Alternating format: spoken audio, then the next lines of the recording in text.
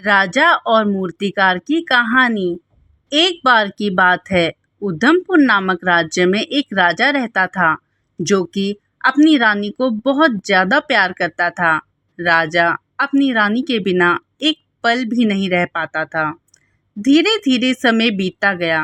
राजा रानी दोनों बूढ़े हो गए, लेकिन उन दोनों के बीच प्यार और भी ज्यादा बढ़ता गया।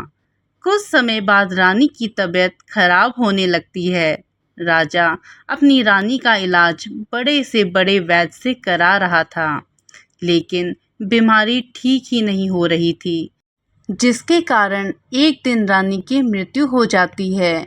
उस दिन से राजा बहुत दुखी रहने लगा। दोस्तों, अगर आप यहाँ तक आए हैं तो प्लीज़ मेरे चैनल को सब्सक्राइब करें।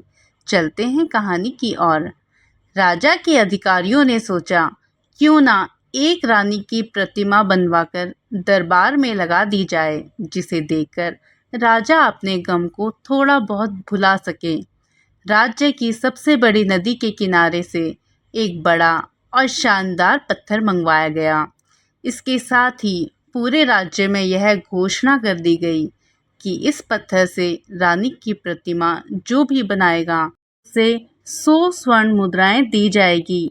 राजा के दरबार में बड़े से बड़े मूर्तिकार आए और एक एक करके किसी ने एक बार कोशिश की, किसी ने 2 बार कोशिश की, लेकिन उस पत्थर को कोई काट नहीं सका।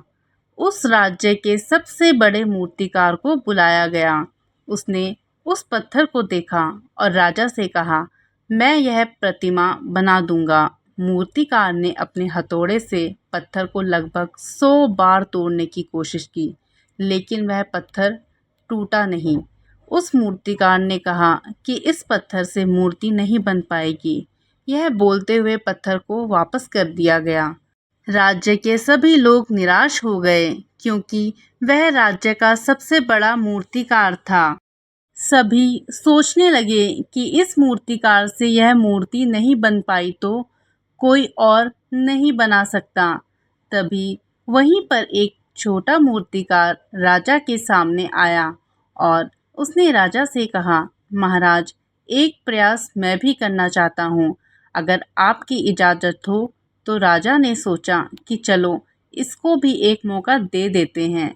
उस मूर्तिकार ने जैसे ही उस प्रतिमा पर अपनी पहली हथौड़ी मारी, पत्थर टूट गया और वह धीरे धीरे रानी की प्रतिमा बनाने लगा।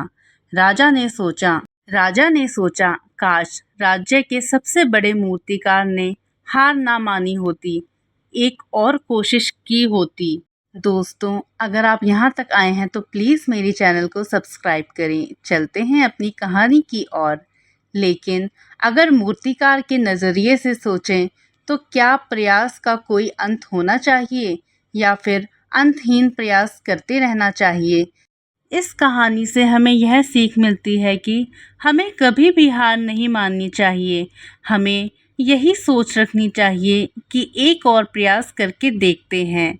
दोस्तों, अगर आपको कहानी अच्छी लगी हो तो प्लीज़ मेरे चैनल को सब्सक्राइब करें। धन्यवाद।